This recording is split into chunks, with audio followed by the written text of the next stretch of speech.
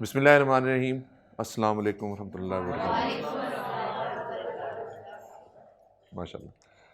ले जी, हमारी जो डिस्कशंस चल रही हैं वो बेसिकली ऑडिट स्टेप्स के बारे में थी।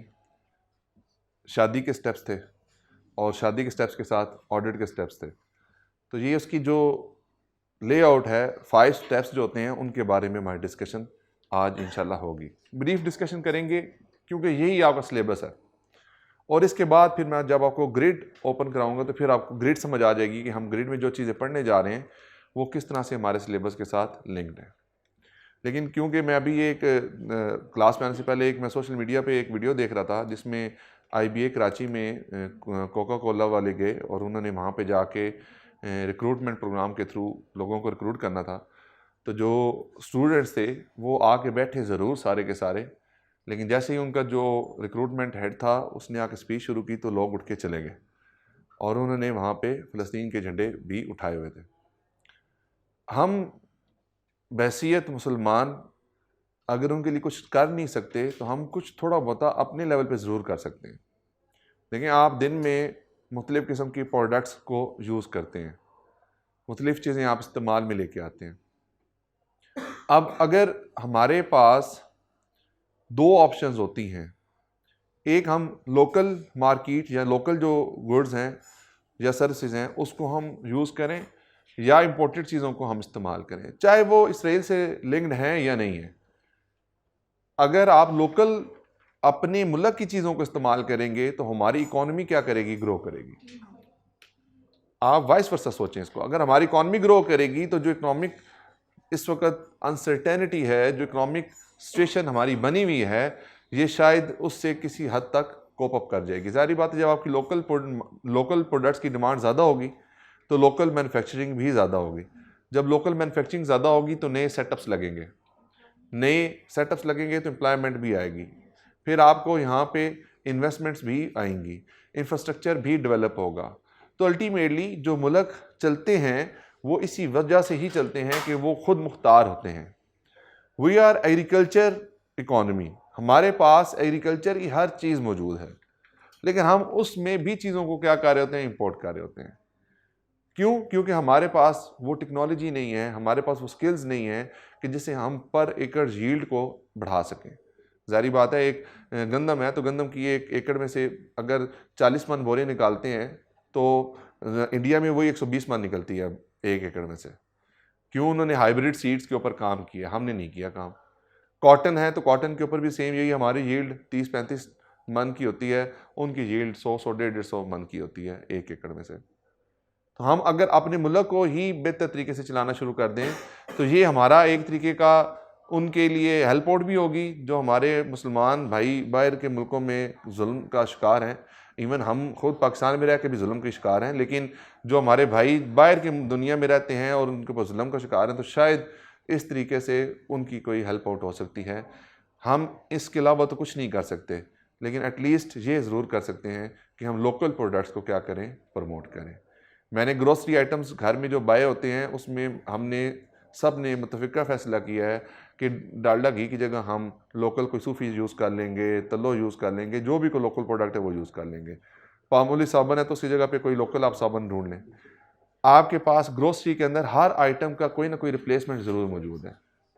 मैं मानता हूँ कि शायद वो क्वालिटी इतनी अच्छी नहीं होगी, लेकिन जब आप चीज़ को इस्तेमाल करेंगे, आपकी फीडबैक्स जाएंगी, आपकी इंफॉर्मेशन जाएगी, तो हो सकता है कि ये आपकी जो लोकल प्रोडक्ट्स हैं ये भी इम्प्रूव हो जाएं। क्योंकि ज़ाहिर बात है, डिमांड होती है तो फिर ही उस चीज़ के ऊपर वर्कआउट भी किया जाता है, रिसर्च भी की जाती है, उसके अंदर खामियों को आइडेंटिफाई किया जाता है, बाकी फैक्टर्स को देखा जाता है। तो एक तो आप सबसे ये रिक्वेस्ट है कि लोकल मसनूआत को, लोकल प्रोडक्ट्स को आप लोग प्रमोट करें।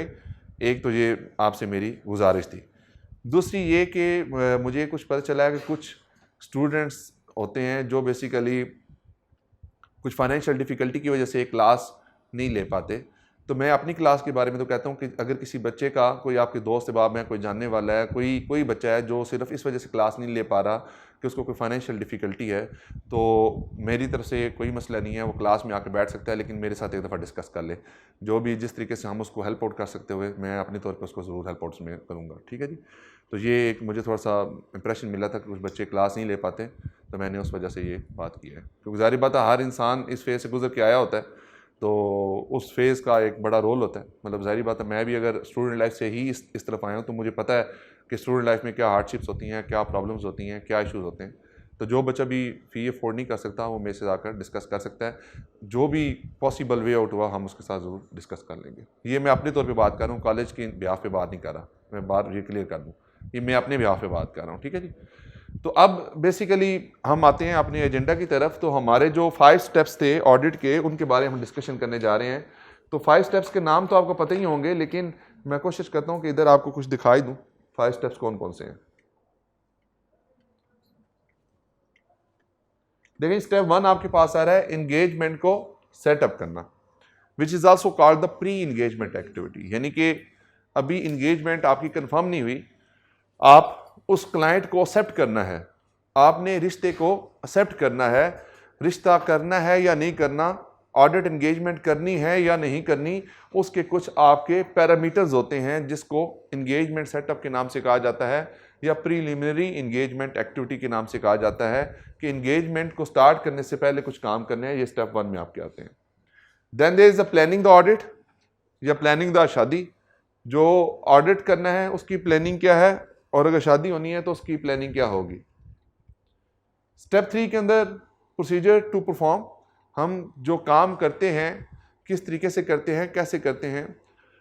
आपको याद होगा जब हम अपनी इनिशियल डिस्कशंस को कर रहे थे तो हमने कहा कि I-16 प्रॉपर्टी प्लांट इक्विपमेंट है, तो उसमें क्या क्या फैक्टर्स कंसीडर होते हैं, हर एरिया पे किस तरीके से काम किया जाता है, इम्पेयरमेंट के ऊपर क्या प्रोसीजर लगाए जाते हैं, डेप्रिसिएशन के ऊपर क्या प्रोसीजर लगाए जाएंगे, आपकी जो डिस्पोजल ऑफ एसेट्स होते हैं उसके ऊपर क्या प्रोसीजर लगाए जाएंगे, आपकी इन्वेंट्री उसके ऊपर क्या प्रोसीजर लगेंगे। तो हमने एक ब्रीफ ओवरव्यू लिया था अकाउंटिंग के पैरामीटर्स का, अकाउंटिंग की डिस्कशन की थी। जाहिर बात है ऑडिट किस चीज़ का हो रहा है, फाइनेंशियल स्टेटमेंट्स का हो रहा है। और फाइनेंशियल स्टेटमेंट किसकी बेसिस पे बनते हैं, एप्लीकेबल फाइनेंशियल रिपोर्टिंग फ्रेमवर्क की बेस पे बनते हैं। वो जो फ्रेमवर्क होता है उसके बारे में भी हम डिस्कशन करेंगे। तो अगेन वो फ्रेमवर्क्स क्या हैं, अकाउंटिंग स्टैंडर्ड्स होते हैं। तो जब आपने ऑडिट करना है तो उन अकाउंटिंग स्टैंडर्ड्स की इंप्लीमेंटेशन को आपने चेक करना है। तो ये प्रोसीजर आपके सारे उसमें चलते हैं जी। फिर स्टेप 4 है जी specific procedure before issuance of the audit report. ये स्टेप 4 और स्टेप 5 ये फाइनलाइजेशन के स्टेप्स हैं। यानी कि जब आप ऑडिट रिपोर्ट देने जा रहे होंगे तो ऑडिट रिपोर्ट को देने से पहले कुछ आपने काम करने हैं, वो काम क्या क्या होंगे उसके बारे में डिस्कशन है। और उसके बाद ऑडिट की रिपोर्टिंग है, यानी आप जब ऑडिट रिपोर्ट दे देंगे और ऑडिट रिपोर्ट देने के बाद के जो मसाइल हैं उसको किस तरीके से डील करना है, वो आपके स्टेप नंबर 5 के अंदर डिस्कस होते हैं। तो अगर आपसे कोई बंदा सवाल करे कि ऑडिट के कितने स्टेप्स हैं, तो आप क्या कहेंगे जी? 5 स्टेप्स को कौन बच्चा एक्सप्लेन करेगा जी ब्रीफली? जी प्री इंगेजमेंट एक्टिविटी होती है।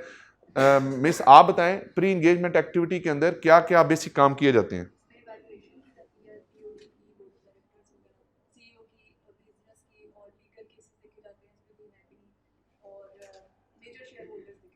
ठीक है, लीगल रिक्वायरमेंट्स देखा जाता है। Very good. इसके अलावा और क्या चीजें होंगी, आपने क्लास पहले पढ़ी है? नहीं, आप बता दें इसके अलावा और प्री इंगेजमेंट एक्टिविटी में क्या काम होंगे? ठीक है, ठीक है, ठीक है, वेरी गुड। आपने बेसिक बातें ठीक कर दी हैं जी। सेकंड स्टेप के अंदर आप बताएं जी, दूसरा स्टेप क्या है? प्लानिंग का। प्लानिंग के कुछ आप वैसे बता दें, प्लानिंग क्यों की जाती है? क्या चीज? कैसे कंप्लीट करना है, टाइम कंस्ट्रेंट्स होती हैं। वेरी गुड जी, आप बताएं और पॉइंट्स। टीम की मैनेजमेंट, टीम के स्किल्स को यूटिलाइज किस तरह से करना है, प्लानिंग में ये देखा जाता है। हाँ जी, हाँ जी, प्लानिंग में वैसे जनरल क्यों की जाती है?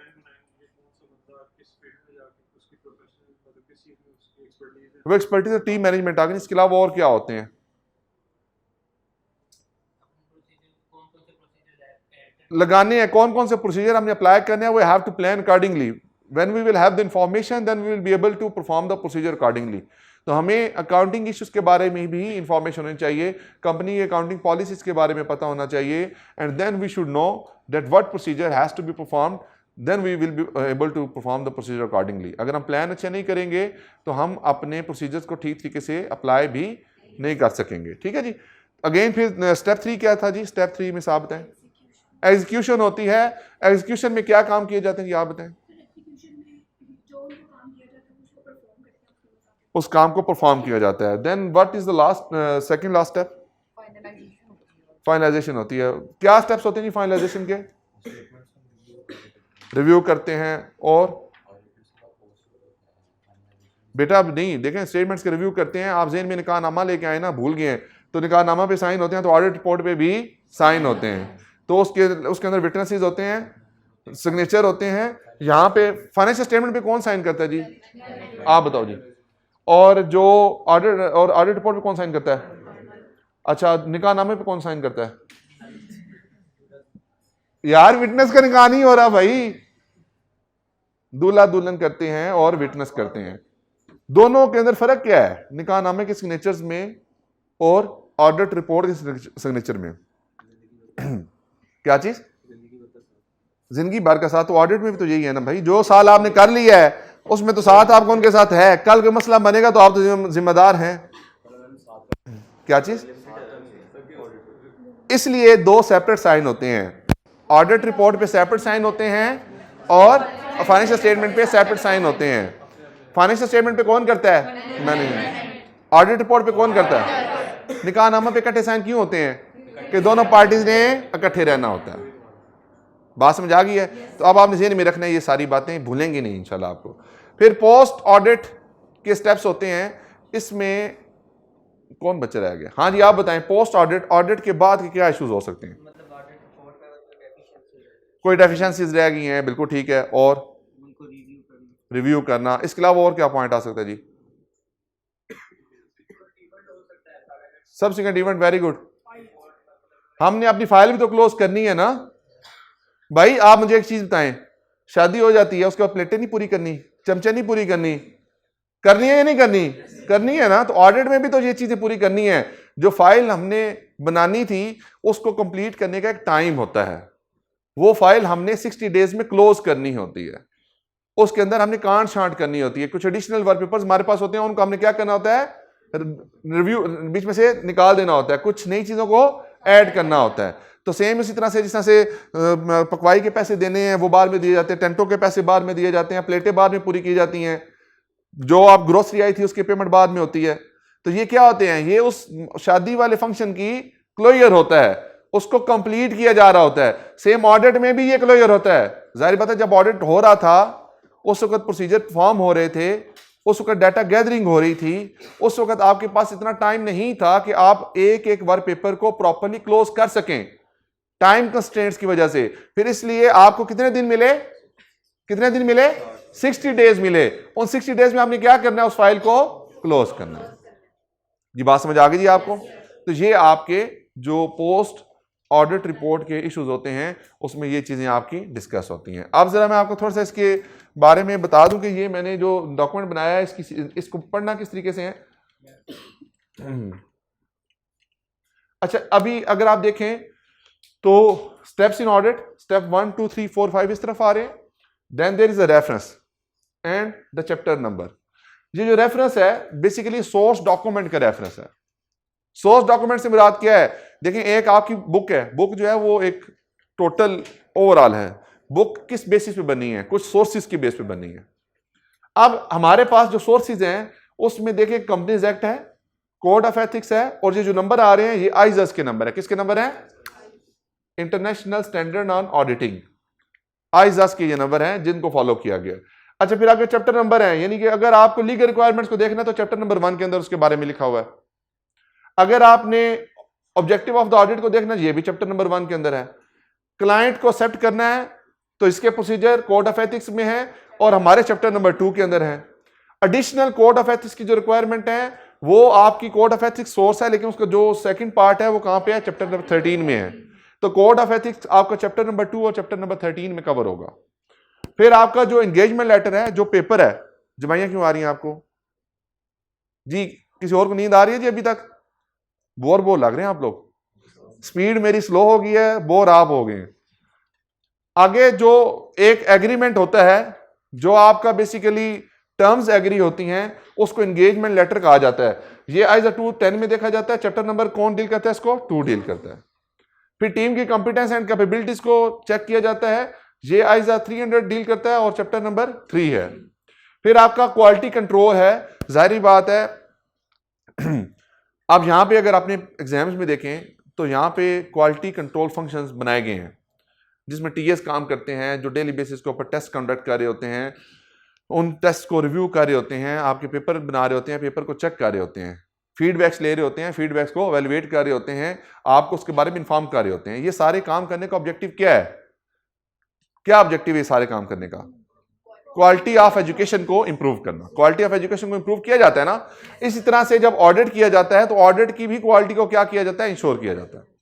उसके लिए फिर इंडिपेंडेंट रिव्यूअर्स होते हैं, उनका कुछ फंक्शन होता है, कुछ रोल एंड रिस्पॉन्सिबिलिटीज होती हैं जिनको डिफाइन किया जाता है, जिसके थ्रू जाके आपकी क्वालिटी क्या होती है? अचीव होती है ऑडिट के ऊपर। इसको आइजा 220 डील करता है और चैप्टर नंबर 2 के अंदर ये डिस्कशन है। यहां तक बात समझ आ गई आपको? अच्छा, अब इसके अंदर वैसे अगर सिंपल देखें, search for engagement detail discussed हुआ है, लीगल रिक्वायरमेंट्स डिटेल डिस्कस हो गई हैं, overall objective of the audit ये डिस्कस करना है हमने, ब्रीफली हमने डिस्कस कर लिया, लेकिन इसको डिटेल में डिस्कशन हमने करनी है अभी इसके ऊपर। Client acceptance and continuous detail discussed है। Compliance with ethical requirement it's pending, क्योंकि अभी हमने इसके बारे में पढ़ा नहीं है। इसके अंदर सिर्फ वही एग्जांपल हमने जो सीएफओ को एक सीएफओ ने आपको टिकट ऑफर कर दिया, होंडा सिविक आपको ऑफर हो गई, टर्की का विजिट ऑफर हो गया, जो आपका गार्ड था वो आपके लिए सरसों का साग लेके आ गया। तो हमने कुछ बेसिक एग्जांपल्स के थ्रू इसकी एक नो ले ली है ऑलरेडी। आप इसको कैफ 2 जो टैक्स प्रैक्टिसेस हैं उसके अंदर कुछ ना कुछ इसके बारे में आपने पढ़ा होगा। फिर आपने कैफ 5 जो आपका FAR2 है उसमें भी कोड ऑफ एथिक्स का कुछ पार्ट है, और डिटेल डिस्कशन हमारी इंशाल्लाह ऑडिट के अंदर होगी, जिसको आगे डिस्कस करेंगे। इंगेजमेंट लेटर है, इसके बारे में ब्रीफ ओवरव्यू हमने ले लिया है कि इंगेजमेंट लेटर होता क्या है, लेकिन इसके ऊपर हमने पढ़ना है कि बनता किस तरीके से है, इसमें क्या क्या कंटेंट होते हैं, किस तरीके से हम इसको तैयार करते हैं। This has to be discussed which will be discussed in the chapter number 2। Chapter number 2 के अंदर डिस्कस करेंगे। फिर टीम कॉम्पिटेंस एंड कैपेबिलिटीज हैं, इसके बारे में ब्रीफ ओवरव्यू हमने ले लिया, लेकिन डिटेल डिस्कस हमने अभी नहीं किया। ये जो स्टेप्स हैं ये सिर्फ आपको एक फेमिलियर कराने के लिए हैं with the audit. It never means कि हमने ये पढ़ ली हैं चीजें, लेकिन मुझे ये पता होना चाहिए कि ऑडिट में क्या क्या चीजें होती हैं। जब आप पढ़ेंगे तो आपको पता होगा कि ये मेरा एंगेजमेंट सेटअप करने के अंदर पॉइंट आया था। आपको इसके साथ इसकी एग्जांपल ज़हन में होगी, तो जब मैं आपको पढ़ा रहा हूंगा तो मुझे बड़ी उम्मीद है इस चीज की इंशाल्लाह कि आपको चीजें आसानी से समझ आ रही होंगी, क्योंकि आपको उसका कॉन्सेप्ट पता होगा कि हम क्यों पढ़ रहे हैं। लेकिन जब तक मुझे ये नहीं पता ना मैं किसी चीज को क्यों पढ़ रहा हूं, उस वक्त तक आप उस चीज के बारे में अंडरस्टैंडिंग को गेज नहीं कर सकते। नींद तो नहीं आ रही? पक्की बात है। अच्छा, फिर उसके बाद है जी प्लानिंग द ऑडिट। अब ऑडिट को हम क्या करने जा रहे हैं? प्लान करने जा रहे हैं। इसमें कहता है सबसे पहले understanding of legal and regulatory requirement को फॉलो करें। इसका मतलब क्या है जी? मिस आप बताएं। Understanding of the legal and regulatory requirement. वैसे लीगल मैटर्स में देखें, रेगुलेटरी रिक्वायरमेंट में सबसे पहले आता है कंपनी जो है उसके ऊपर कौन कौन से लॉज एंड रेगुलेशन अप्लाई होते हैं। अच्छा, वैसे मुझे आप बताओ यार कि क्यों हमें किसी कंपनी के ऊपर जो लॉज एंड रेगुलेशन है उसको क्यों अंडरस्टैंड करने की जरूरत है?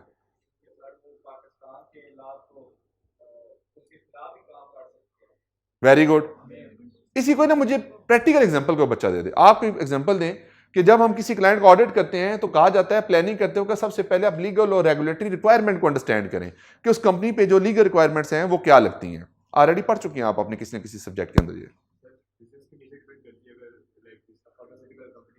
वेरी गुड, क्या बात है, बहुत अच्छी बात कह दी इन्होंने कहा जी कि सम टाइम जो इंडस्ट्री स्पेसिफिक रिक्वायरमेंट होती है that has to be followed while calculating the taxation. For example sale tax की रिक्वायरमेंट डिफरेंट है, कुछ आपकी 6 स्केड्यूल आइटम होते हैं, कुछ आपके 7 स्केड्यूल आइटम होते हैं, कुछ 9 स्केड्यूल के आइटम होते हैं, कुछ इनकम टैक्स के अंदर कुछ आपकी डिफरेंट रिक्वायरमेंट होती हैं। फिर इस तरह से some time employ old age benefit की प्रोविजंस बुक करनी पड़ती हैं, पैसी की प्रीमियम्स बुक करनी पड़ती हैं, लेबर लॉस की आपको प्रीमियम्स बुक करनी पड़ती हैं। तो जब तक आपको लीगल और रेगुलेटरी रिक्वायरमेंट के बारे में नहीं पता होगा, you will not be able to understand the company structure and the amount that has to be recorded in the financial statements, that has to be recorded in the financial statement. For example, जो banks होते हैं, क्यों, कौन जी, banks के लिए जो minimum capital की रिक्वायरमेंट है, it is 10 billion. Minimum capital की कितनी रिक्वायरमेंट है? 10 बिलियन की रिक्वायरमेंट है। अब ये रिक्वायरमेंट कहां पे लिखी गई है? जो रेगुलेशंस हैं, जो रिक्वायरमेंट्स हैं बैंकिंग सेक्टर की by the State Bank of Pakistan and the banking companies ordinance, वहां पे ये बातें लिखी गई हैं। अगर आपको इस रिक्वायरमेंट का नहीं पता और किसी बैंक का जो कैपिटल है वो 8 बिलियन पे पहुंचा हुआ है, तो इसका मतलब क्या है? ये स्केड्यूल बैंक अब रहेगा ही नहीं। अगर स्केड्यूल बैंक रहेगा नहीं तो बैंक की एग्जिस्टेंस के ऊपर क्वेश्चन मार्क रेज हो गया।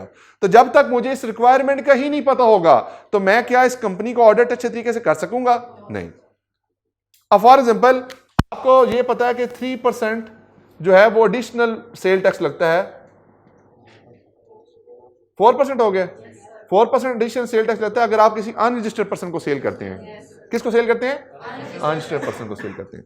अगर कंपनी की जो सेल है वो है ही अनरजिस्टर्ड पर्सन को, तो फिर कंपनी का सेल टैक्स है वो क्या होना चाहिए? 17%, 18 हो गया, प्लस 4%, तो कितने परसेंट है जी? 22% होना चाहिए। अगर किसी बैंक कंपनी ने इसको 18% पे ही बुक किया हुआ है, तो 4% से सेल टैक्स की लायबिलिटी क्या है? अंडरस्टेटेड। अगर एक कंपनी ने ड्यूरिंग द पीरियड 10 मिलियन की सेल की है और उसके ऊपर 4% के हिसाब से टैक्स ही नहीं काटा, तो इसने कितना टैक्स नहीं काटा जी? 4 लाख। 4% है बेटा, 4 लाख होगा। 4 लाख का टैक्स कम कटा है। अब देखें, 4 लाख का टैक्स कम कटा है। हो सकता है कि कंपनी का जो 10 मिलियन का रेवेन्यू, उसके अगेंस्ट जो प्रॉफिट होगा वो हो ही सिर्फ 1 मिलियन का। जो प्रॉफिट है वो कितना है? 1 मिलियन का। अब देखें, तकरीबन 40% of the profit after tax क्या है? ओवरस्टेटेड है। 40% of the profit after tax is overstated. ये बात समझ आई आपको? आपको समझ आ गई? ये क्लियर है? पक्की बात है ना? आपको समझ आई है? देखें, जो सेल टैक्स लगना है अनरजिस्टर्ड पर्सन की सेल पे, वो कितना लगना है? 22%। कंपनी ने कितने परसेंट चार्ज किया है? 4% कम चार्ज किया है। अगर 4% कम चार्ज किया है तो जो आउटपुट टैक्स है वो 4% से कम है। एक्चुअली तो आपको 22 आउटपुट टैक्स लायबिलिटी बनती है ना, उसके अगेंस्ट क्या एडजस्ट होता है? आपका इनपुट टैक्स। तो आपकी जो सेल टैक्स की लायबिलिटी है वो क्या है? अंडरस्टेटेड। अच्छा, अगर मैं ये 4% की प्रीमियम बुक करता, तो 4% से मेरी सेल्स कम हो जानी है और 4% से मेरे पेबल जो है वो बढ़ जाने हैं। अब जब मैं 4% का इंपैक्ट लेता हूं तो कितना बनता है? 4 लाख। 4 लाख का सेल टैक्स मुझे और जमा कराना है, तो ये 4 लाख मेरा सेल में से माइनस होगा और पेबल बुक होगा, क्योंकि मैंने कस्टमर से ये चार्ज नहीं किया, तो ये मेरी लायबिलिटी बन गई है। अब 10 मिलियन की सेल है, 10 मिलियन की सेल के अगेंस्ट प्रॉफिट कितना आया? 1 मिलियन। अगर 1 मिलियन में से 4 लाख भी माइनस कर दें तो पीछे प्रॉफिट कितना रह जाता है? 6 लाख। तो इसका मतलब क्या है कि 40% of profit after tax is overstated. अब देखिए, 40% इज ह्यूज अमाउंट। अब अगर मुझे लॉ एंड रेगुलेशन की रिक्वायरमेंट का नहीं पता होगा, मुझे लीगल और रेगुलेटरी रिक्वायरमेंट का नहीं पता होगा, तो I will not be able to identify the misstatements that exist in the financial statements. मैंने सेम बात यहां पे की है, मिनिमम कैपिटल रिक्वायरमेंट की। अच्छा, अब इसमें मैं एक और आपको बात बताता हूं। बेटा, मेरी एग्जांपल्स ना फिल बदी होती हैं, मतलब आप बेशक मेरे प्रीवियस लेक्चर उठा के देखिएगा, ये वाली एग्जांपल मैंने पिछली दफा नहीं दी थी। अब मैं एग्जांपल रिपीट करने जा रहा हूं, एक मैंने पिछले सेशन में एग्जांपल दिया, आप दोबारा आपको बता दूं। इंडस्ट्री की रिक्वायरमेंट बड़ी मैटर करती है। हर इंडस्ट्री का एक स्पेसिफिक स्ट्रक्चर होता है। फॉर एग्जांपल, शुगर सेक्टर, जो शुगर मिल्स होती हैं, इसका एक बिजनेस ऑपरेशन का तरीकाकार है। आम में से कितने ऐसे बच्चे हैं जिनका विलेज बैकग्राउंड है? 1 2, बाकी किसी का कोई विलेज बैकग्राउंड नहीं है? 3 4। आपको पता है गुड़ बनने का और शक्कर बनने का प्रोसीजर? चले यार छोड़ दें, आपने कभी गन्ने का रस निकलता देखा है? अगर शुगर सेक्टर है, ये बेटा जो मैं एग्जांपल देने लगा हूं ना, ये आपको, ये सिर्फ चीज क्लैरिटी के लिए है, रेगुलेटरी और इंडस्ट्री रिक्वायरमेंट को।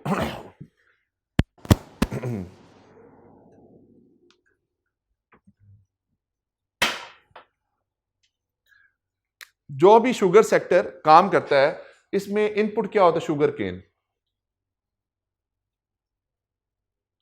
लाइट ऑन कर दे बेशक। इनपुट क्या होता है जी? Sugar cane. इस शुगर केन से कुछ प्रोडक्ट्स बनती हैं। सबसे पहले जब आपने गन्ने को, आपने अगर देखा हो कि गन्ने की मशीन में जब गन्ने को इनपुट किया जाता है तो एक छिलका अलहदा हो जाता है और जूस अलहदा हो जाता है। जो छिलका होता है उसको कहते हैं बिगास। जो छिलका अलहदा होता है उसको क्या कहा जाता है? बिगास।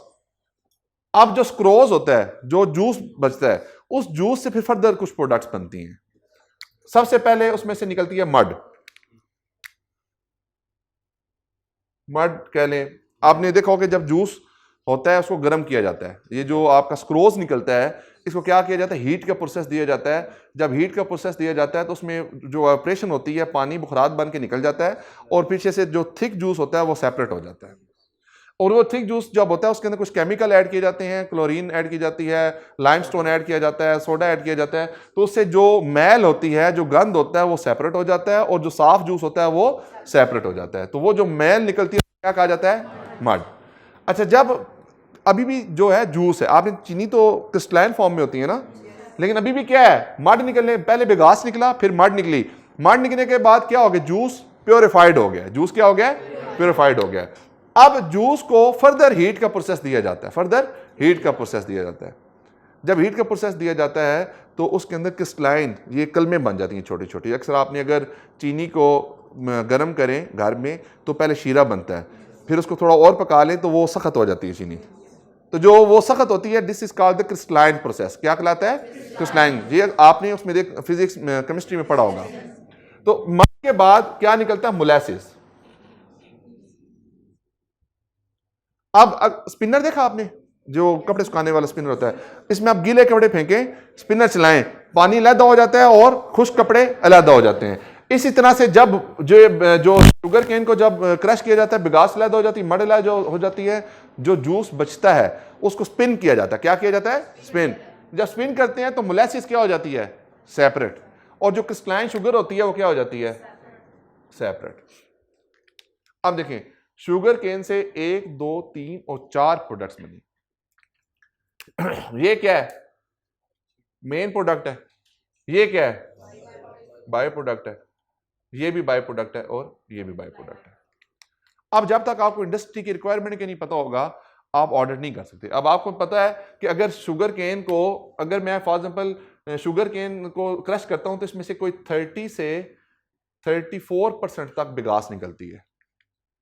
फॉर एग्जाम्पल अगर आपने 100 kg, मैं 100 kg को सामने रखता हूँ, 100 kg शुगर केन आपने क्रश किया, उसमें से 30 kg से लेकर 34 kg तक क्या निकलेगी? बिगास निकलेगी।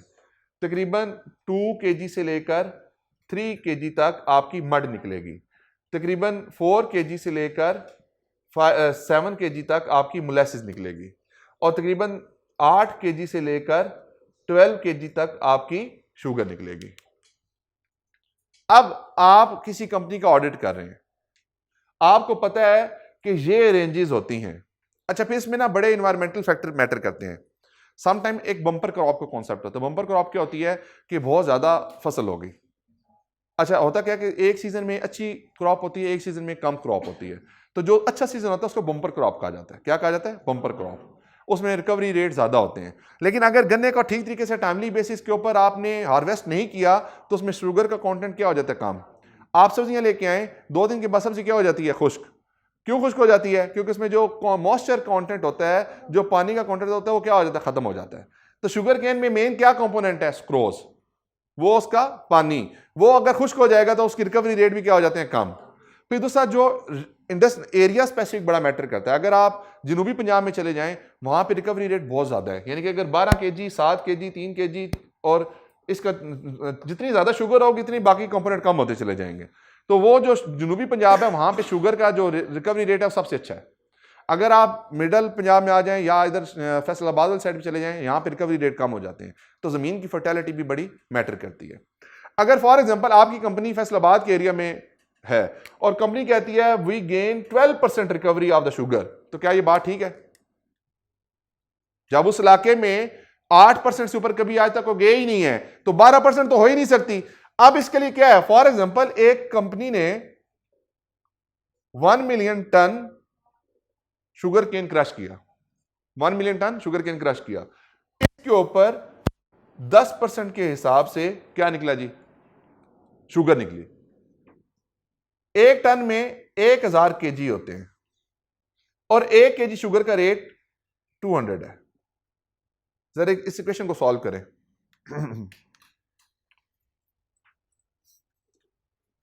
1 मिलियन इंटू 10% इंटू 1000 इंटू 200, ये कोई तकरीबन 20 बिलियन बनेगा। चेक कर लें, फिर भी 20 बिलियन बना।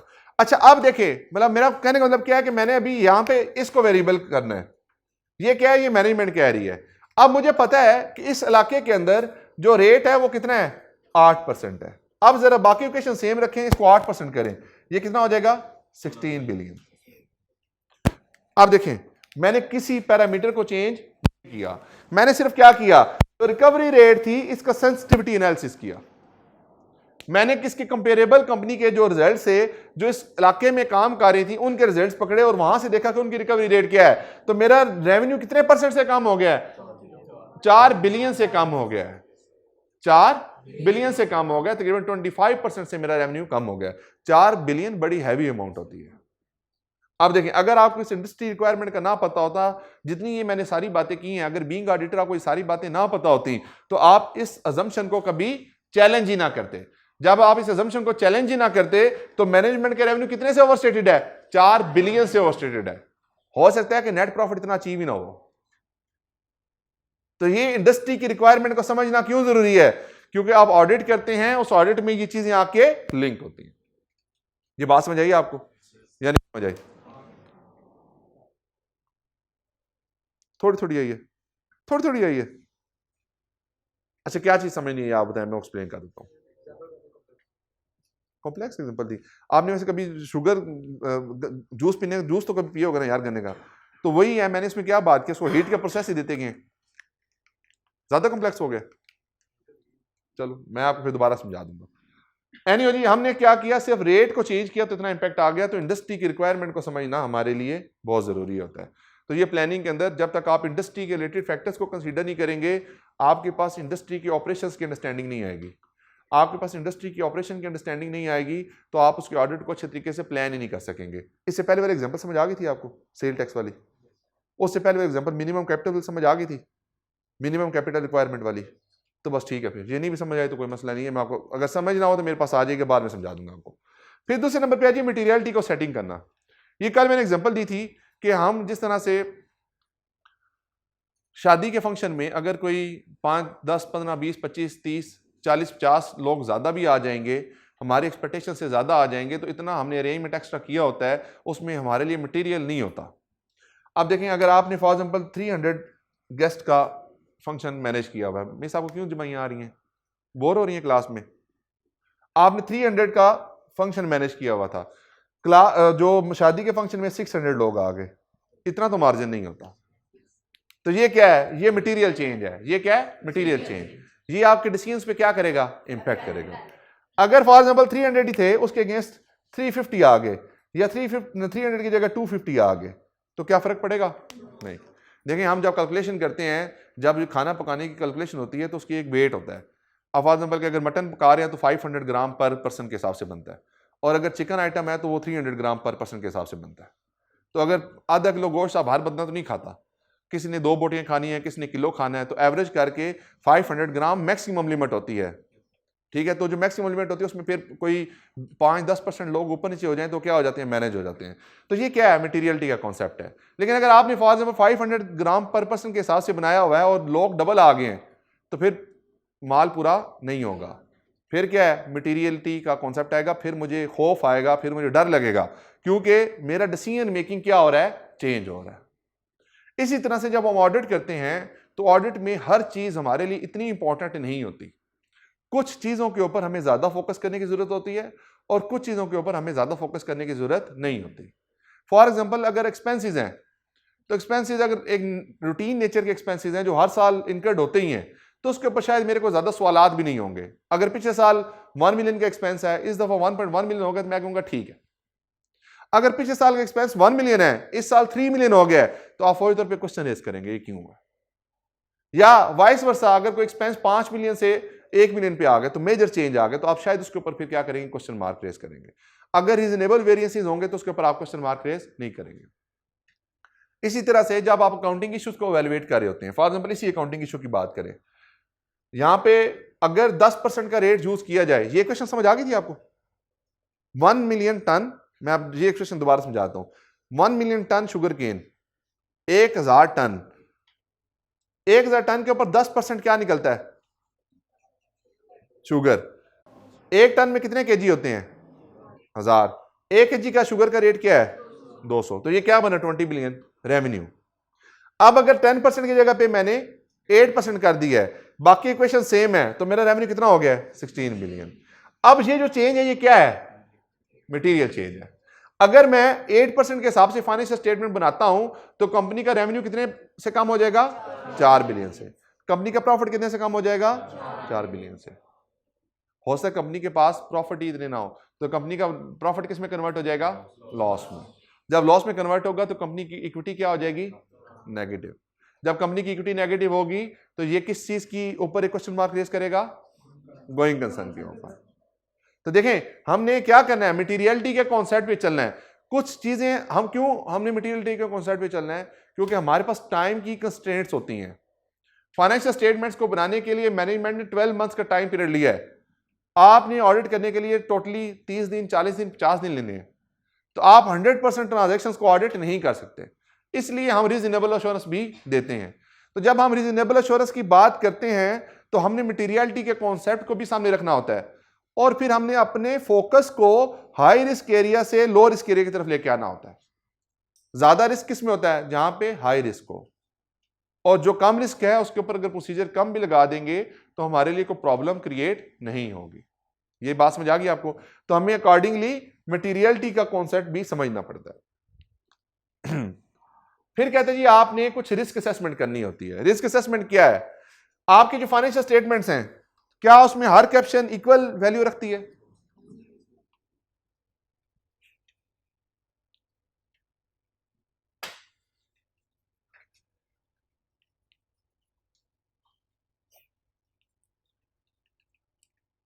जो कंपनी के फाइनेंशियल स्टेटमेंट्स होते हैं इसके अंदर डिफरेंट कैप्शन होती हैं, हर कैप्शन इंपॉर्टेंट नहीं होती। अब आपने डिसीजन करना है कि भाई मैंने अपनी रिस्क बेस्ड अप्रोच को लगाना है। जब ऑडिट हम करते हैं तो we use risk based approach. क्या अप्रोच यूज करते हैं? रिस्क बेस्ड अप्रोच का मतलब क्या है कि जो हाई क्रिटिकल एरियाज हैं उसको पहले परफॉर्म किया जाए, और उसके बाद मिड रेंज के एरियाज को, और उसके बाद लो रिस्क एरिया को।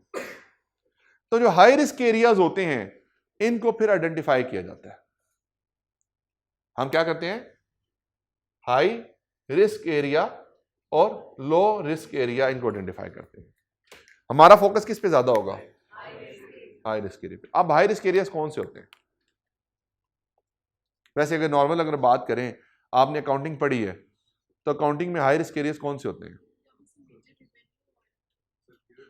Very good. इन्होंने एक बात किया जी, कंपनी का जो रेवेन्यू होता है वो वहां पे नॉर्मली एक प्रॉब्लम होती है, रिस्क होता है, क्योंकि कंपनीज अपने रेवेन्यूज को क्या कर लेती हैं? ओवरस्टेट कर लेती हैं।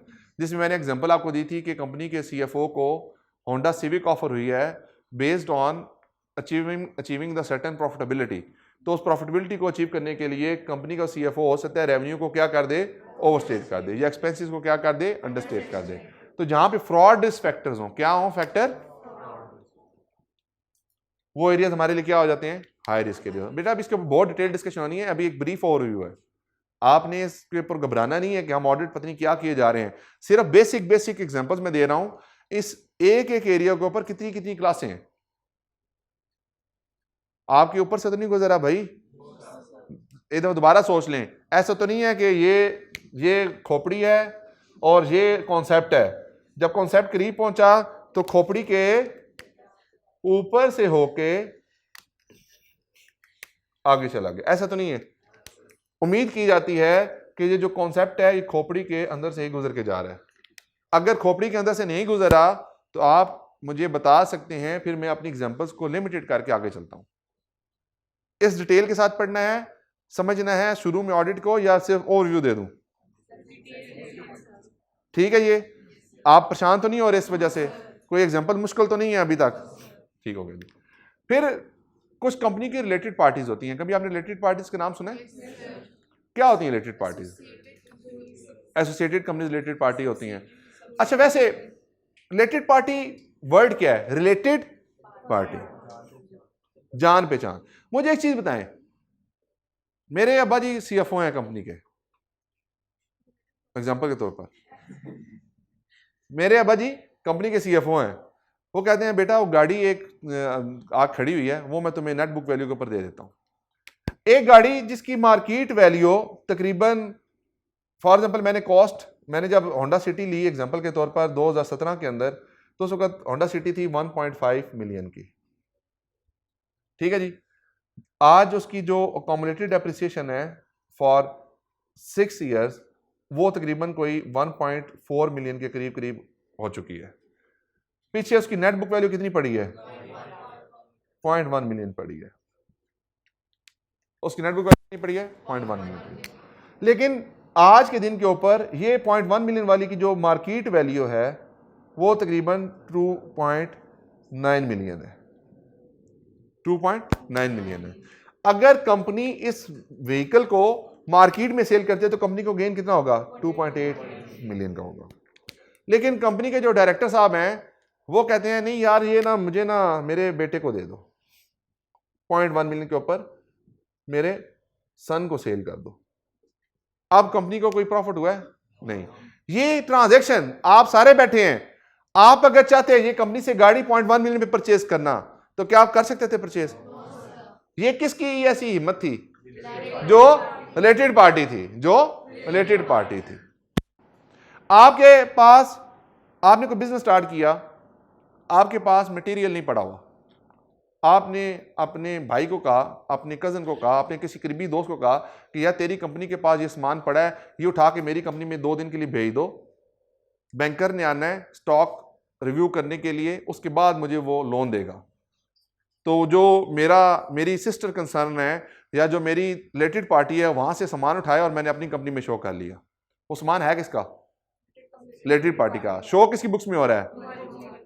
तो अब हमारी बुक्स में शो हो रहा है, उसकी बेस पे मुझे क्या मिल गया है? लोन। तो क्या वो स्टॉक मेरा है? क्या वो लोन लिया जा सकता था अगर स्टॉक ना होता? ये मुझे एडवांटेज क्यों मिला? रिलेटेड पार्टी की वजह से। तो जो रिलेटेड पार्टीज होती हैं they are by nature high risk areas, they are by nature high risk areas, क्योंकि यहां पे फ्रॉडुलेंट फाइनेंशियल रिपोर्टिंग होने के चांसेस होते हैं। यहां पे फ्रॉडुलेंट फाइनेंशियल रिपोर्टिंग होने के चांसेस होते हैं। अगर कोई significant change during the period आ जाए, फॉर एग्जांपल खुदा न खास्ता अर्थक्वेक आ गया, खुदा न खास्ता सैलाब आ गया, उससे क्या होता है? कंपनी की प्रीमिसेस के अंदर नुकसान हो सकता है। हो सकता है अर्थक्वेक आया, कंपनी का जो प्लांट था वही डिमोलिश हो गया। अर्थक्वेक आया तो उससे क्या हुआ? कंपनी की जो स्टोरेज थी वो सारी की सारी डिस्ट्रॉय हो गई। सैलाब आया, जितना स्टॉक पड़ा था वो सारे के सारा क्या हो गया? जाया हो गया। अगर कोई unusual event during the period हुआ है, अगर unusual event during the period हुआ है तो उसकी वजह से भी आपका रिस्क क्या हो जाता है? हाई। तो आपने उस अनयूजुअल इवेंट के रिलेटेड फैक्टर्स को फाइनेंशियल स्टेटमेंट पे ट्रांसलेट करना होता है कि भाई उस हाई रिस्क के वजह से मेरे फाइनेंशियल्स पे क्या इंपैक्ट आया। फॉर एग्जांपल मैं अभी एक एग्जांपल दूं, सैलाब आया, कंपनी के जो गोदाम में गोदाम भी गिर गया और गोदाम के अंदर जो इन्वेंट्री पड़ी थी वो भी खराब हो गई। अब आप बताएं इसके रिलेटेड आपके ज़हन में क्या रिस्क आते हैं? जी आप बताओ। सैलाब आया, कंपनी के जो गोदाम था वो भी गिर गया, जो इन्वेंट्री पड़ी थी वो भी डिस्ट्रॉय हो गई। ऑडिट के लिए क्या रिस्क है? थोड़ा सोच लो, कोई बात नहीं, बाकी सोच है कि मैं किसी से भी सवाल कर सकता हूँ। एग्जाम्पल जो इन्वेंटरी थी उसकी बेस पे मैं बैंक से लोन लेना था। एग्रीड है, लेकिन अब ऑडिट के लिए क्या रिस्क है? जी आप बताएं, सोचें थोड़ा सा, आप सोच लें। नहीं बेटा अभी नहीं। हाँ यार आप बताओ। यार ऐसे कोई मुश्किल बात नहीं की मैंने, ऐसे बहुत आसान बात की। नहीं बेटा सबर सबर, मैं जिसे पूछूंगा बस वही आंसर करेगा। Very good. जो इन्वेंट्री है वो इफेक्टिवली क्या होगी है, खत्म। तो मैनेजमेंट क्या करेगी, पूरी वैल्यू पे दिखाने की कोशिश करेगी, हालांकि उसमें क्या रिकॉर्ड होनी चाहिए, एनआरवी। अब यहां पर रिस्क क्या है, एनआरवी लॉस बुक्स में रिकॉर्ड नहीं हुआ। This is one aspect. जी मिस आप बताएं दूसरा एस्पेक्ट क्या है। सिर्फ करंट एसेट्स की बात नहीं हो रही, मिस आप बताएं।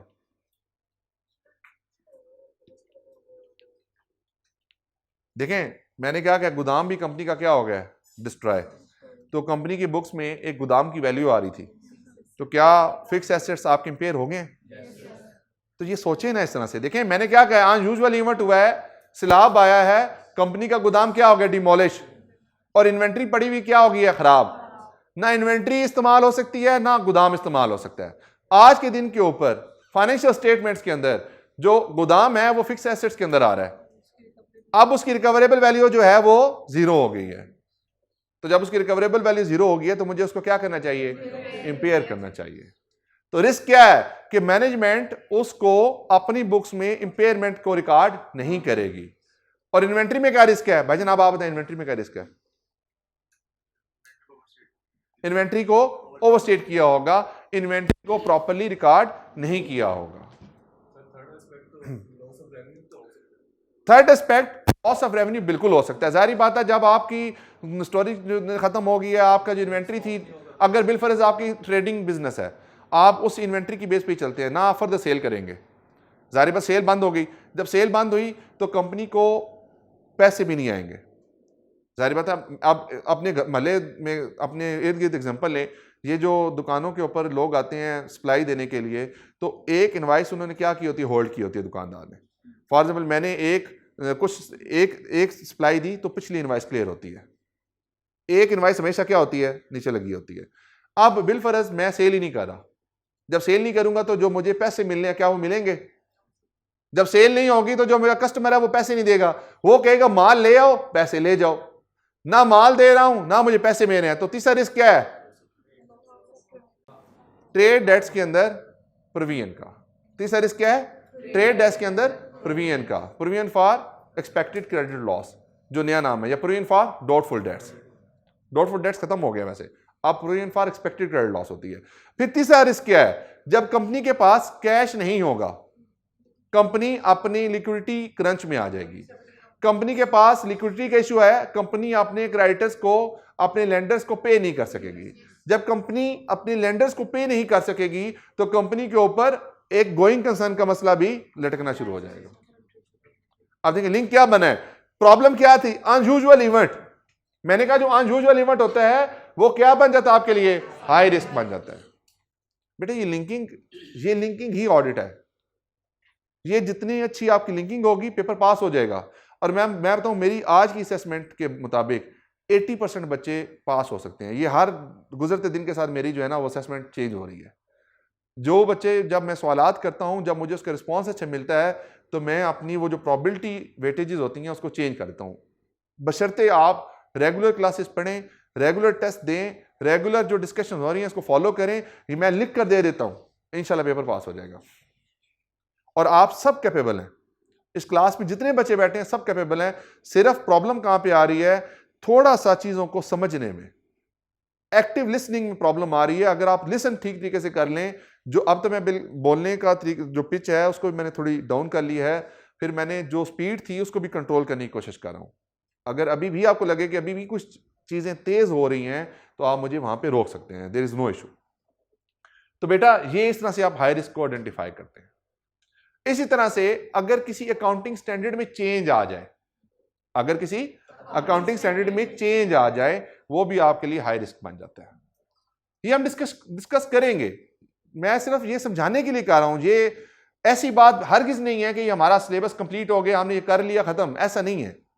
हम इसके ऊपर पूरी डिस्कशंस करेंगे, लेकिन जब हम डिस्कशन करेंगे, जब आपके पास ये क्लास का नॉलेज मौजूद होगा, तो आई गारंटी यू कि आप फिर नए नए इन एरियाज में नई चीजों को सीख रहे होंगे, रादर बेसिक कॉन्सेप्ट्स को क्लियर कर रहे होंगे। ठीक है जी। अगर अकाउंटिंग स्टैंडर्ड में चेंज आ जाए तो उसकी वजह से मेजर अकाउंटिंग इंपैक्ट आता है, और अगर मेजर अकाउंटिंग इंपैक्ट आए तो हमारे लिए क्या रिस्क बन जाता है? हाई रिस्क एरिया बन जाता है। तो अब हमने अपने ऑडिट को इस तरह से प्लान करना है कि भाई मेरे लिए ऑडिट में ये एरियाज क्या हैं? क्रिटिकल हैं। ये एरियाज क्या हैं? इंपॉर्टेंट हैं। मुझे इनके ऊपर ज्यादा फोकस करना है। जब मैं रिस्क बेस्ड ऑडिटिंग करता हूं तो मेरी direction towards the high risk areas होती है। भाई मैंने अपने रिस्क को क्या करना है? मिटिगेट करना है, रिस्क को मिनिमाइज करना है। उसके लिए फिर मैंने उसके ऊपर एक्स्ट्रा एफर्ट्स पुट करनी है। मुझे एक्स्ट्रा इंफॉर्मेशन चाहिए, मुझे एक्स्ट्रा उसके ऊपर रिसोर्सेज रिक्वायर्ड होंगे। तो मेरी पूरी प्लानिंग इन चीजों के ऊपर चल रही होगी। अब ये सारे काम करने का सोर्स क्या है? ये मैं काम कहां से करूंगा? मैंने हाई रिस्क एरिया आइडेंटिफाई करने, मैं कहां से करूंगा? तो इसके लिए बेटा सबसे इंपॉर्टेंट होती है मीटिंग्स। आप क्लाइंट के पास जाएं, क्लाइंट को जाके आप सवालात करें और उससे सवालात का जवाब लें। फॉर एग्जाम्पल मैं कंपनी के सीएफओ के पास जाता हूं, अब आपने खुद सवाल बनाने हैं, ये फैक्टर्स आपके ज़हन में हैं। अब आप कंपनी के सीएफओ के पास जाते हैं, कंपनी के सीएफओ से क्या सवाल करेंगे? मिस आप दें, सोच लें, कोई बात नहीं, आप सारे बच्चे सोचें कि कंपनी के सीएफओ से हमने इन एरियाज पे सवालात करने हैं, तो मैं क्वेश्चंस क्या करूंगा? तो देखें, आपने सोचना है, लाजमी नहीं है कि जो आपके जहन में आ रहा है वो ठीक होगा, गलत भी होगा तो कोई बुरी बात नहीं है। आप बोलें सही, क्या सवाल करेंगे? देखें, आपने अल्टीमेटली रिस्क को आइडेंटिफाई करना है ना। आप ऑडिट में नए हैं, आपको तो नहीं पता ये चीजें मौजूद हैं। जब तक आप सवालात नहीं करेंगे तो आपको इन चीजों के बारे में अंडरस्टैंडिंग नहीं मिलेगी। तो अब आपने करना क्या है? इन रिस्क को आइडेंटिफाई करने के लिए मीटिंग्स करनी है। जब मीटिंग करनी है तो मैंने पहले कहा कि पहले आप सीएफओ से मीटिंग कर लें। सीएफओ से क्या सवालात करेंगे आप? Very good. During the period को स्पेशल इवेंट्स हुए हैं तो उसके बारे में आप एक्सप्लेन करें। अकाउंटिंग पॉलिसीज के बारे में आप हमें बताएं। बिजनेस ऑपरेशंस के बारे में बताएं। इन्वेंट्री मैनेजमेंट किस तरह से आप करते हैं? वेरी गुड, इसके बारे में बताएं। रिलेटेड पार्टी के साथ कोई ट्रांजैक्शन हुई है तो उसके बारे में बताएं। और सवालात? अकाउंटिंग पॉलिसी में कब रहता है? ठीक है, नहीं ठीक क्वेश्चन है। इसके अलावा रेलिवेंट एक्सपेंसेस क्या है? बजटिंग आप दे दें, अपनी बजट्स दे दें, आपके बिजनेस का आउटलुक बताएं, ओवरऑल बिजनेस की परफॉर्मेंस बताएं। ये सवालात क्या करेंगे? हम कंपनी के सीएफओ से करेंगे। वहां से हमें इंफॉर्मेशन मिलेगी जिसकी बेसिस के ऊपर हम अपने ऑडिट को प्लान कर रहे होंगे। This is the first source of the information. This is first source of the information which is called the inquiry of the management personal, जिसमें पहली इंक्वायरी किसे की? सीएफओ से। दूसरी इंक्वायरी मैं कहता हूं आपने करनी है लीगल के हेड के साथ। किसके साथ करनी है? लीगल। कंपनी के अंदर लीगल डिपार्टमेंट होते हैं ना, जो लीगल डिपार्टमेंट का हेड है उसके साथ अपनी मीटिंग करनी है। कोई एक सवाल बता दो, कंपनी के लीगल हेड से क्या सवाल करेंगे आप? Very good. कंपनी पे कोई लीगल केस तो नहीं चाह रहा, लीगल केस के बारे में क्यों पूछ रहे हैं? Very good. अगर कोई लीगल केस चाह रहा है जिसकी प्रोविजन रिकॉर्ड होनी चाहिए थी, क्या वो प्रोविजन हमारी बुक्स में रिकॉर्ड हुई है या नहीं हुई? उसका बेस्ट एस्टिमेट क्या होगा? और कंटीजेंसीज एंड कमिटमेंट के डिस्क्लोजर तो नहीं आने की जरूरत, प्रोबेबिलिटी का रिव्यू करना। अल्टीमेटली आप लीगल हेड के पास गए और आपने लीगल केसेस के बारे में इंफॉर्मेशन को इंक्वायर किया। Inquiry is first source of the information. वहां से आपकी पूरा ऑडिट क्या करेगा? ड्राइव करेगा। आप कंपनी के प्रोडक्शन हेड के पास गए, आप प्रोडक्शन हेड से सवालात करेंगे। क्या सवाल करेंगे? मौलवी सबर कर जा। Very good. ओवरहेड की ऑब्जॉर्प्शन किस तरह से होती है? Very good. और क्या सवालात करेंगे? Major supplier of the company कौन कौन से हैं? डिस्काउंट सप्लायर से वो तो इन्वेंट्री मैनेजमेंट तो फाइनेंस डिपार्टमेंट करेगा ना। लॉसेस की एडजस्टमेंट किस तरह से करते हैं? Very good. और प्रोडक्शन के अंदर कोई बॉटलनेक तो नहीं है? आपका प्लांट जो है वो क्या आज के दौर के मुताबिक अपडेटेड है या नहीं है? इसके ऊपर एग्जांपल ले लें। नोकिया का नाम बड़ा सुना होगा आपने, सुना है? नोकिया ने अपने प्रोडक्शन प्रोसेस को इंप्रूव नहीं किया। वो क्या इंप्रूव नहीं किया?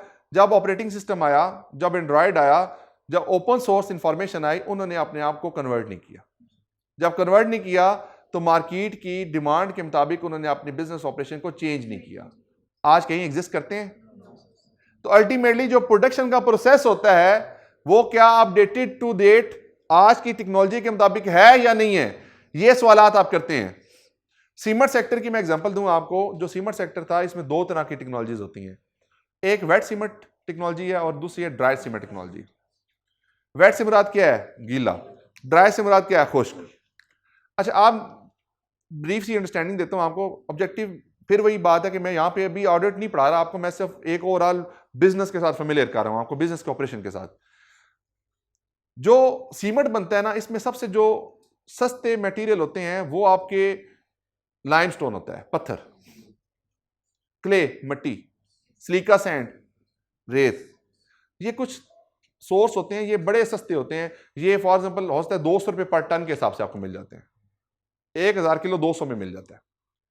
लेकिन इसके ऊपर जो मेन कंपोनेंट लगता है वो बेसिकली लगता है आपका कोल,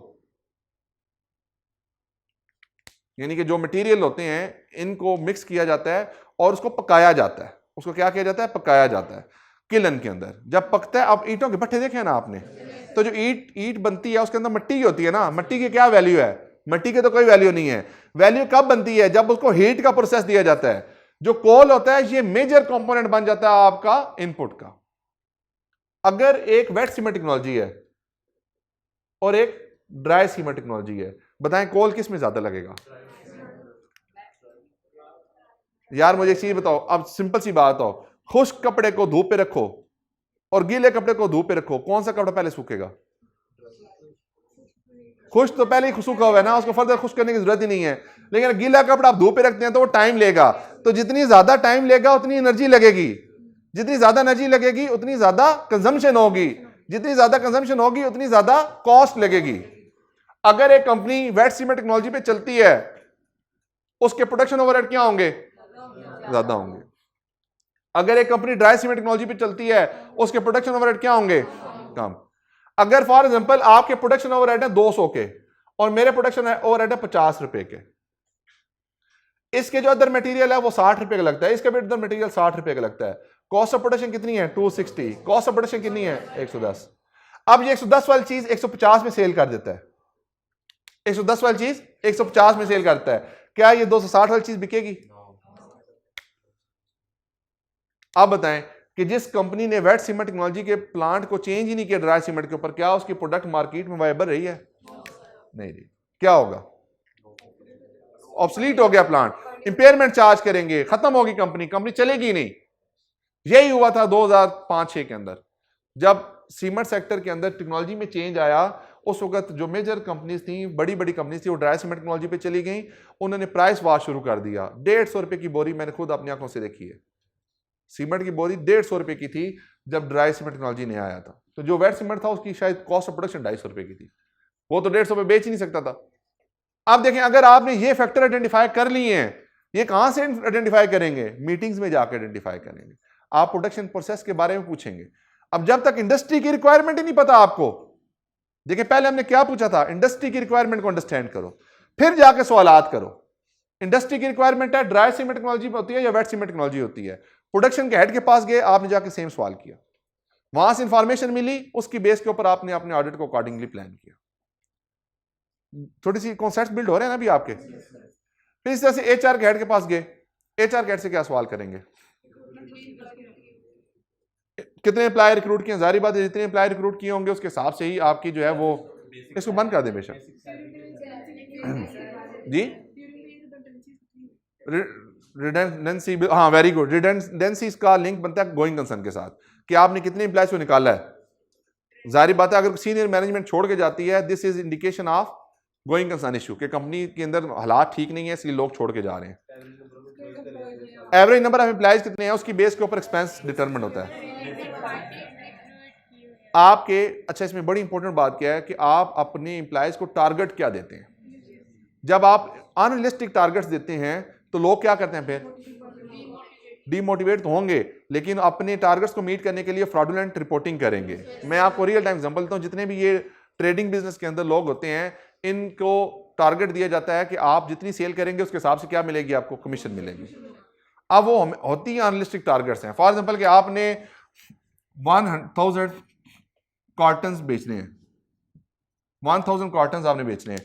अब उस एरिया की पूरी मार्केट की डिमांड 1000 है, तो जाहिर बात आपका कंपैटिटर भी बैठा हुआ, तो आप वहां पे मैक्सिमम बेच कितने सकते हैं, 600। अब 400 का शॉर्टफॉल है, अगर ये 400 फुलफिल नहीं होगा तो मुझे कमीशन नहीं मिलेगी। तो मेरा ऑब्जेक्टिव क्या होगा, ये 400 किस तरीके से निकालना। मैं जाऊंगा, मुनीब नाम आपका, अहमद के पास गया, मैंने कहा अहमद यार तुम ये सामान उठाते हो, एक काम करो, मैं ना ये कुछ दिनों के लिए सामान आपके पास रखवा देता हूँ, ये महीना गुजरेगा तो मैं उठा लूंगा।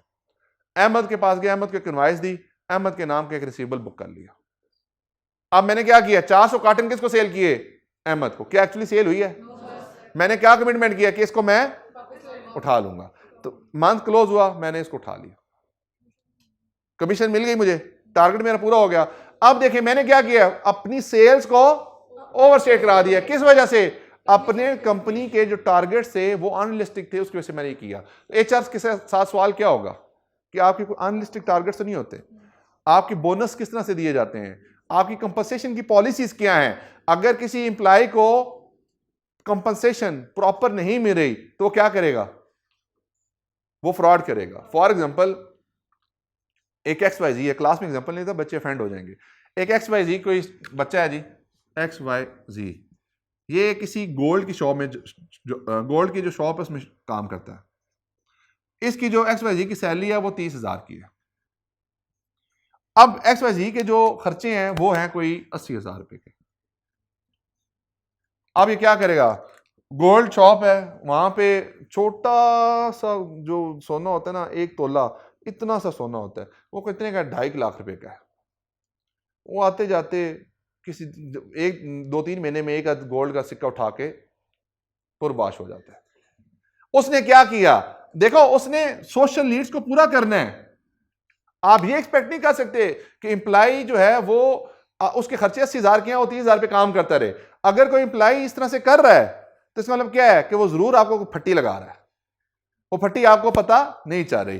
तो क्या करेगा, miss appropriation of assets of the company करेगा, वो फ्रॉड करेगा। आपने ये चीजों को देखना होता है ड्यूरिंग द ऑडिट। आपको इस चीज के बारे में पता होना चाहिए कि कोई कंपनी के ऊपर किस तरह के एक्सपोजर्स मौजूद हैं। मैंने अपनी ऑडिट की डायरेक्शन अकॉर्डिंगली मैनेज करनी है। ये बात समझ आ रही है? समझ आ रही है? परेशान नहीं होना, जहां ना समझ आए आप सवाल कर सकते हैं। इस तरह से बेटा हम अपने हाई रिस्क एरियाज की आइडेंटिफिकेशन करते हैं।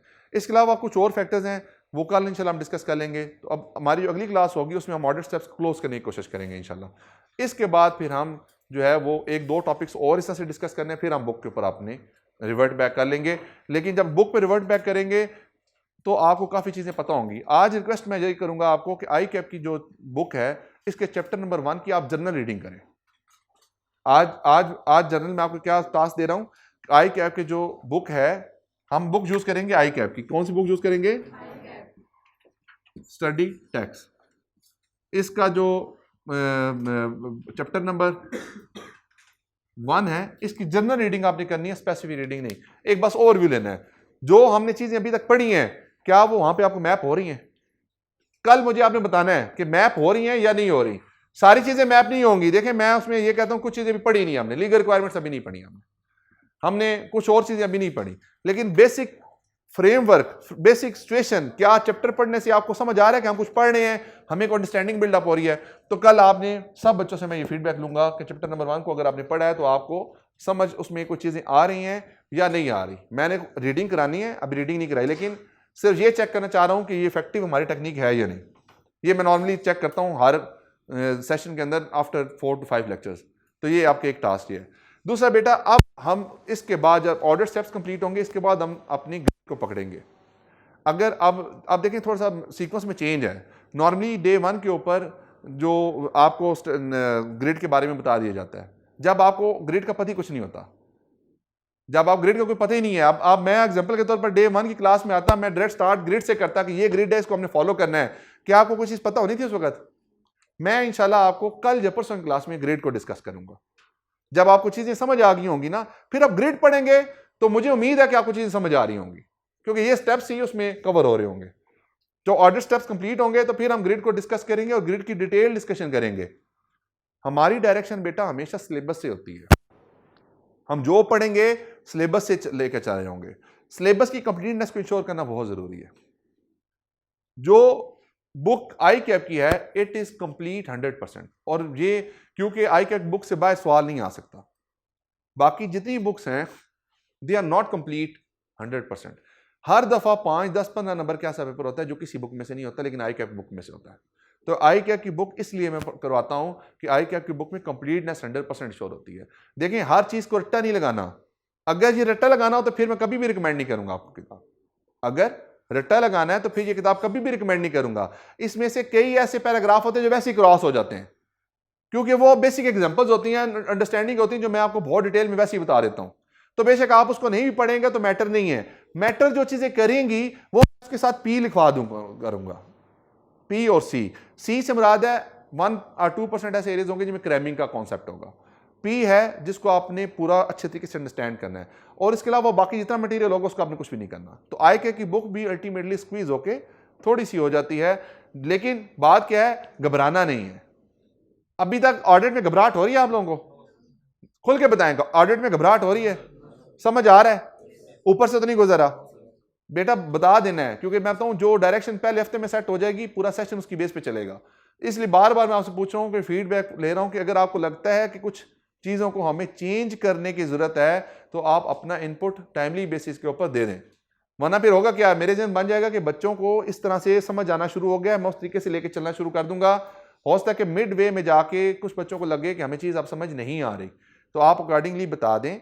अगर समझ नहीं आ रही या किसी तरीके से किसी चीज में इंप्रूवमेंट की जरूरत है तो हम अकॉर्डिंगली उसको चेंज कर सकते हैं। लेकिन जब 90% बच्चों की डायरेक्शन सेट हो जाएगी, 10% बच्चों की डायरेक्शन अगर सेट नहीं हुई तो प्रॉब्लम फिर उन 10% के लिए रह जाएगा। बार बार फोकस कर रहा हूं, बाद में ये फोकस नहीं होगा, फिर डायरेक्शन सेट हो जाती है, उसको चेंज करना मुश्किल होता है। कोई सवाल जी, कोई चीज डिस्कस करने की जरूरत? ले जी, आज की डिस्कशन को हम यहीं पे करते हैं कंक्लूड। मिलते हैं इंशाल्लाह फिर अगली क्लास में, तब तक के लिए अल्लाह हाफिज।